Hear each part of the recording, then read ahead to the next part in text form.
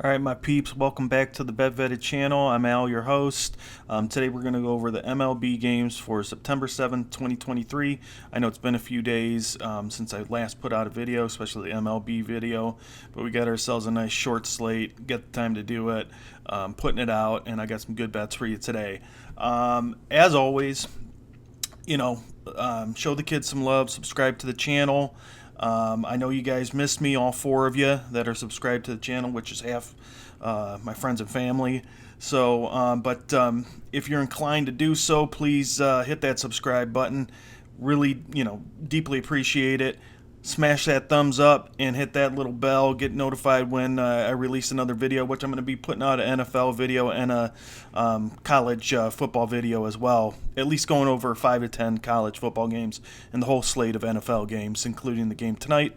But without any further ado, let's go over the games, the MLB games for September 7th, 2023. All right, first up, we got the Los Angeles Dodgers going up against the Miami Marlins. Ryan Pepio, I might be mispronouncing that, for the Dodgers, on the mound for the Dodgers. Braxton Garrett for the Miami Marlins. Braxton Garrett has been pitching fairly well. However, he does pitch better on the road than he does at home.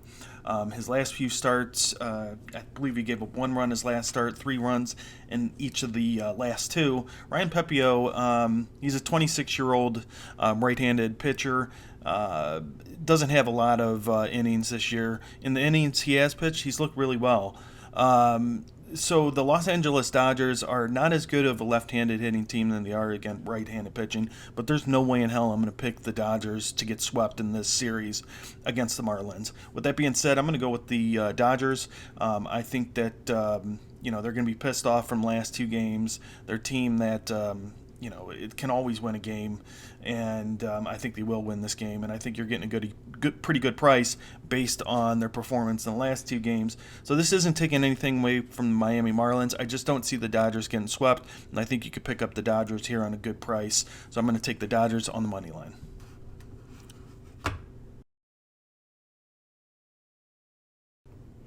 Next up, we have the Seattle Mariners going up against the Tampa Bay Rays.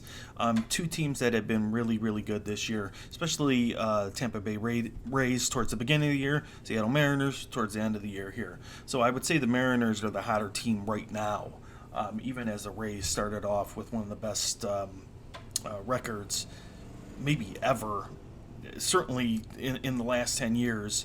At the beginning of the season, I can't remember what their record was, but they won like their first 12 games, and they, their first 30 games, they were like they only lost a handful of games. Luis Castillo's on the mound for the Mariners. Zach Little for the Rays. In this game, I'm going to go with the Seattle Mariners. I just trust Luis Castillo a little bit more, although right now, than Zach Little. Zach Little has been kind of just giving up at least 3 to 4 runs each of his outings. He pitches. He doesn't pitch that well at home. His track record against the Seattle Mariners, although only 8 at bats, so it really doesn't matter actually. But Luis Castillo's track record against the Tampa Bay Rays is actually quite good. And although his last start was nothing to write home about against the Mets, he gave up 5 earned runs. Luis Castillo has been pitching well down the stretch. I like what I'm seeing out of him. I like what I'm seeing out of the Mariners. Now, the Mariners are a team that, although they play well, I haven't had the best track record betting with them, but I'm going to take the Mariners minus 130. I think you're getting a pretty good price. Now, this is going to be a competitive game. I also thought about the over, but in the final analysis, I'll go ahead and I'll go with the Mariners on the money line minus 130.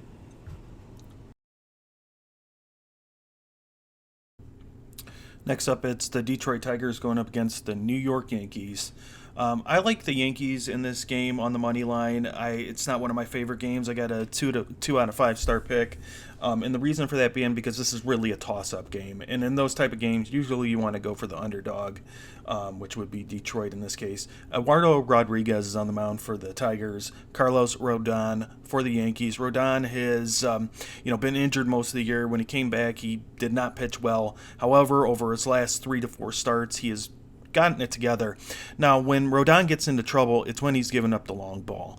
But looking at the Detroit Tigers and their record against left-handed pitching, in particular over the last 2 weeks, They are not hitting the long ball against left-handed pitching, and that's what makes me lean towards the Yankees in this selection or in this game.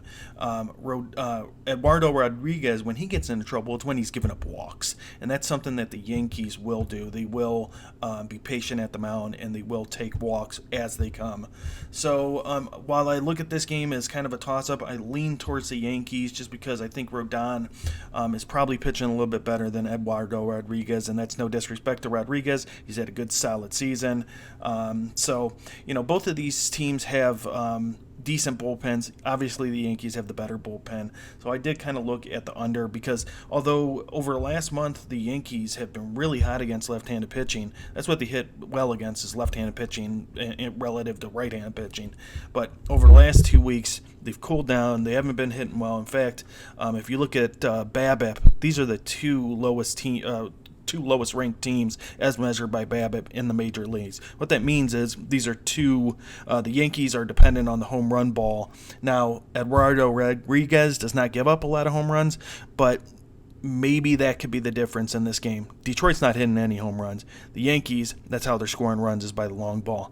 So if Rodriguez gives up a long ball, that may be the what happens. So I would look at the Yankees on the money line, lean, and then actually I do like the under in this one, considering all things considered in the bullpen of the Yankees. So that's I would look at the Yankees money line and the under in this one.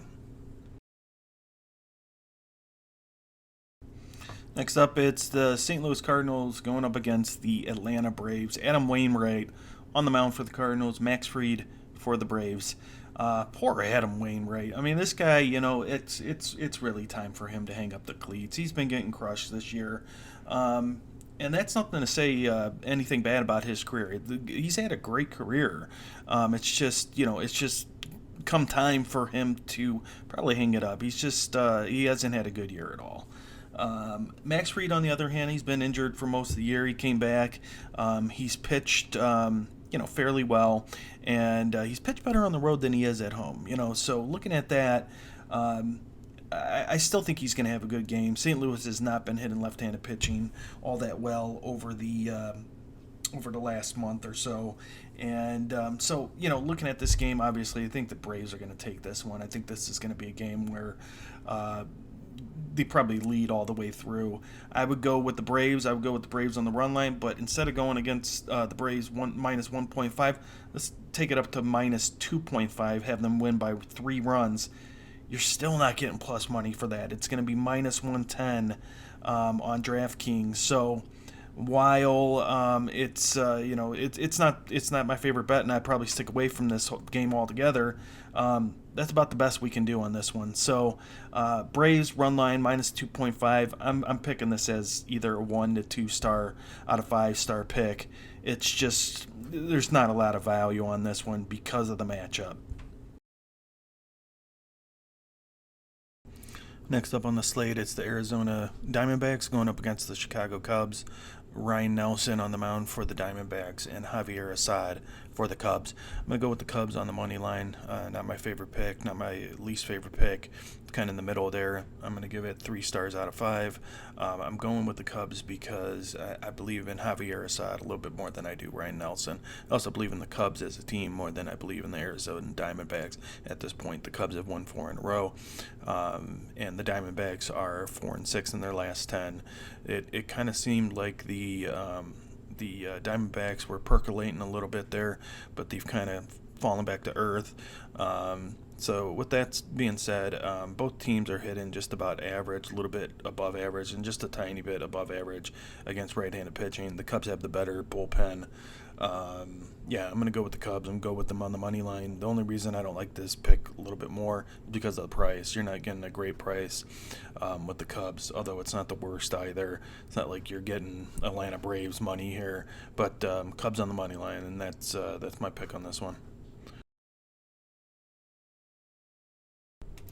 Last up, it's the Cleveland Guardians going up against the Los Angeles Angels. I'm going to go with the over in this game. There's no official starter for the Angels. Cal Quantrill on the mound for the Guardians. Cal Quantrill has been horrible this year. I don't trust that guy at all. I really don't see how this guy got picked third in his draft. I don't see how a team looked at this guy and really seen that to be the caliber of a front end starter, let alone an ace.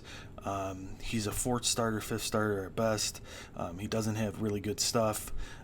He does not pitch fast, like certainly not up in the triple digits, but even in the high 90s. I mean, this is the low 90s type of guy. He's just tall, and I think that's really what it came down to, and why people saw potential in him is he's tall. So let's go ahead and take him with a third pick overall. But that was not a good pick by the Padres. But at any rate, I'm going to go with the over. I don't trust Quantrill. Neither one of these teams are hitting great, but if they put a right-hander on the mound for the Angels, at least the Guardians. Excuse me, I'm a Cleveland fan. I come from Cleveland, Ohio. Almost called them the Tribe by accident, but I'm gonna go with the if the guards can hit right-handed pitching, they're not as good as against left-handed pitching. The Angels bullpen stinks. Maybe I should go with the Guardians on this one, but I'm gonna go with the over 8.5. I think that'll pay off as well. All right, that's it for today. Thanks for attending. Please think about subscribing to the channel, hitting that like button, hitting that notification bell, and we'll see you next time.